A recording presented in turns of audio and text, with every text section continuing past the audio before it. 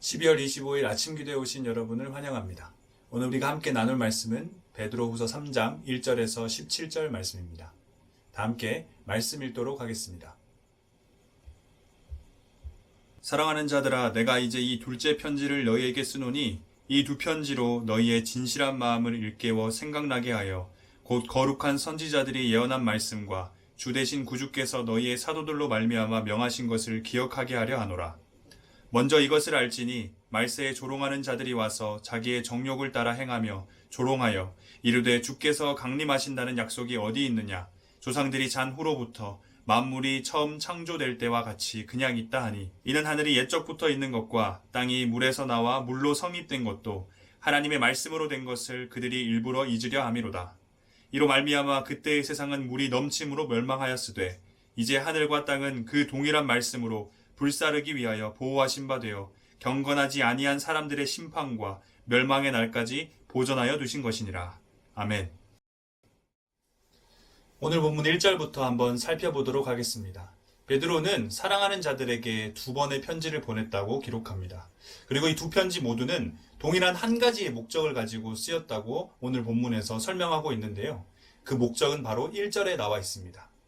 1절에 따르면 진실한 마음이 일깨워져 생각나게 하는 것이 이 편지의 목적이다라고 설명을 합니다. 근데 여기서 우리는 이 진실한이라는 단어에 조금 주목을 해봐야 되는데요.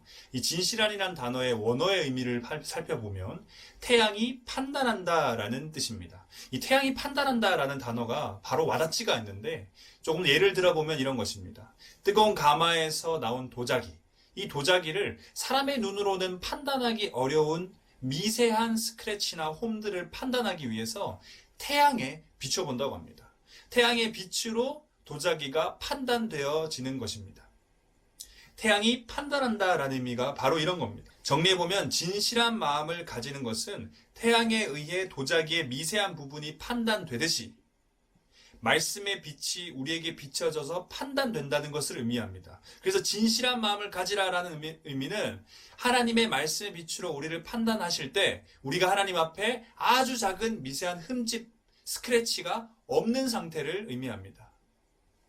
그리고 구약 레위기에서도 이러한 동일한 말씀을 이야기하고 있습니다. 우리가 잘 아는 11장 45절인데요. 나는 너희의 하나님이 되려고 너희를 애굽 땅에서 인도하여 낸 여호와라. 내가 거룩하니 너희도 거룩할지어다. 하나님께서는 우리에게 거룩을 요청하셔요. 하나님의 말씀 빛으로 우리를 비추어서 판단하실 때 거룩함이 있어야 한다는 것입니다. 이것이 진실한 마음을 가지라라는 베드로의 이야기의 뜻입니다. 이어지는 2절에서 베드로는 이 진실한 마음을 일깨워서 생각나게 하는 것을 다른 말로 다시 한 번 더 설명해 줍니다. 곧 거룩한 선지자들이 예언한 말씀과 주 되신 구주께서 너희의 사도들로 말미암아 명하신 것을 기억하게 하려 하노라.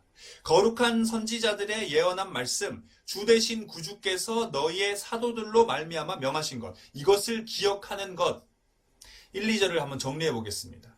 지금 베드로는 성도들로 하여금 진실한 마음을 가지도록, 다시 말해 거룩함을 가지도록 하기 위해서 편지를 썼습니다. 그리고 그것은 하나님의 말씀을 기억하는 것을 통해 이루어질 수 있다고 설명하고 있는 것입니다.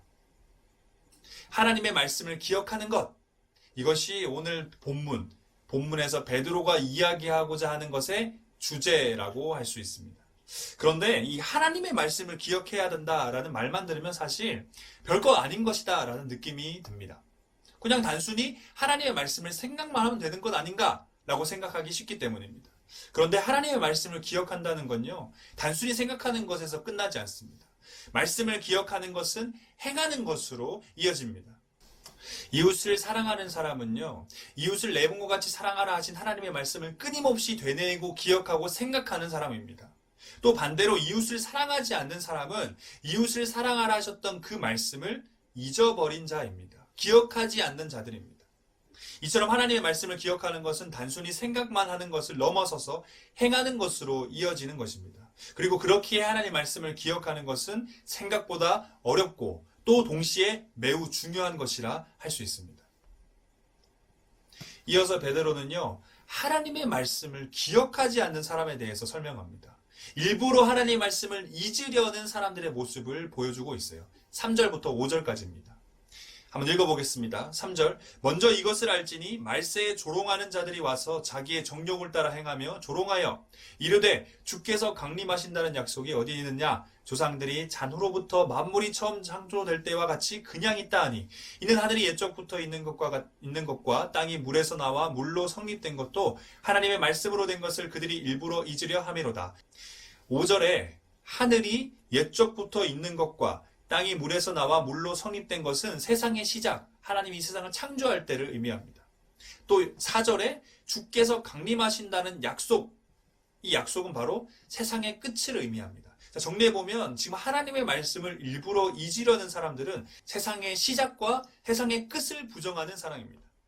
이것은 세상의 시작부터 세상의 끝, 이 전부를 부정한다는 것이고 동시에 하나님께서 행하신 모든 사역을 부정한다는 것이며 나아가 하나님을 부정한다는 것을 의미합니다. 하나님의 말씀을 기억하지 않는 자, 하나님의 말씀을 일부러 잊으려는 자들은 하나님을 부정하는 자라고 생각할 수 있다는 것입니다. 하지만 하나님의 말씀을 일부러 잊으려는 사람들이 아무리 큰 소리로, 아무리 애를 써서, 아무리 오랜 시간 동안 하나님을 부정하려 한다 해도 달라지는 건 없습니다. 6절, 7절을 한번 살펴보겠습니다. 6절입니다. 이로 말미암아 그때 세상은 물이 넘침으로 멸망하였으되 이제 하늘과 땅은 그 동일한 말씀으로 불사르기 위하여 보호하신 바 되어 경건하지 아니한 사람들의 심판과 멸망의 날까지 보존하여 두신 것이니라. 구약시대에 물이 넘침으로 멸망했던 노아 홍수 사건과 같이 다가올 예수 그리스도의 재림, 하나님의 심판은 하나님께서 정하신 때에 정하신 방법으로 반드시 이루어진다는 이야기입니다. 그렇기 때문에 하나님의 말씀을 기억하지 않으려고 애쓰는 자들이 아무리 노력을 하고 큰 소리를 외쳐도 하나님을 부정해도 달라지는 건 없습니다. 하나님의 다가올 심판, 예수 그리스도의 재림은 하나님이 정하신 때에 완벽히 이루어지기 때문입니다. 오늘 본문은요, 우리에게 한 가지를 이야기합니다. 하나님의 말씀을 기억해라. 그것을 우리에게 요청하고 있어요. 조금 더 구체적으로 설명하면 반드시 언젠가 마주하게 될 예수 그리스도의 재림, 세상의 끝을 기억할 것을 요청하고 있습니다. 이것은 단순히 생각만 하는 것이 아님을 우리는 이미 확인했습니다. 성도로 하여금 아주 적극적인 태도를 취하도록 요청하고 있는 겁니다. 거짓된 진리가 가득한 세상에서요, 진리를 굳건히 붙잡는 것, 진리를 끝까지 지켜내는 것, 진리를 계속 선포하는 것, 바로 이것이 하나님의 말씀을 기억하는 성도들의 모습입니다. 올바른 모습이라는 거예요. 베드로가 오늘 본문에서 자신의 편지의 수신자들에게 요청하는 건 바로 이것입니다. 하나님의 말씀을 기억하며 그 안에 담긴 그 진리를 끝까지 붙잡고 끝까지 지켜내고 끝까지 전파하라라는 것이 베드로의 요청이라는 것입니다. 하나님의 말씀을 잊어버리고 그 말씀을 떠나서는 그 어디에서도 우리는 진리를 발견할 수 없습니다. 4절과 같이 하나님의 말씀을 잊은 자들이, 성경을 떠난 자들이 예수 그리스도의 재림의 약속이 어디 있냐라고 계속 되묻습니다. 진리를 떠난 채 그들은 질문하는 거예요. 근데 아무리 그렇게 질문을 해봤자 성경을 떠나서는 그 답을 찾을 수 없는 것입니다. 그리고 하나님의 말씀을 잊어버려 결국 진리를 떠난 자들은 진리가 아닌 진리, 거짓된 진리, 오늘 본문에서 재림을 부정했던 것과 같이 이 거짓된 진리를 진리로 믿으며 허망한 삶을 살 수밖에 없습니다. 성탄절인 오늘은 최선을 다해 하나님의 말씀을 기억하는 사람들과 최선을 다해 하나님의 말씀을 잊으려고 애쓰는 자들, 이 두 사람이 아주 격렬하게 충돌하는 상징적인 날입니다. 12월 25일 성탄절, 성도는 무엇을 기억해야 할까요? 우리는 무엇을 기억해야 할까요? 또 세상은 무엇을 기억하려 할까요? 최선을 다해 하나님의 말씀을 잊으려 하는 애쓰는 자들은 올해도 어김없이 예수 그리스도를 통해 완성되는 구원의 진리를 잊으려 할 겁니다. 그것을 부정하려 할 겁니다. 대신 거짓을 진리로 포장하고 그것을 기억하려 할 것입니다. 여러분, 하나님의 말씀을 기억합시다. 하나님의 말씀을 기억할 때 우리는 진리 안에 설 수 있고 진리를 지켜낼 수 있으며 진리를 선포할 수 있습니다. 하나님의 말씀을 기억합시다. 하나님의 말씀을 기억할 때 우리는 하나님 앞에서 우리의 거룩을 지켜낼 수 있습니다. 진실한 마음을 가질 수 있습니다. 오늘 하루 우리 대학교의 성도님들 모두가 하나님의 말씀을 우리 마음속 깊이 새기고 그것을 기억하는 하루가 되었으면 좋겠습니다. 그럼 다 함께 기도하도록 하겠습니다. 살아계신 하나님 아버지,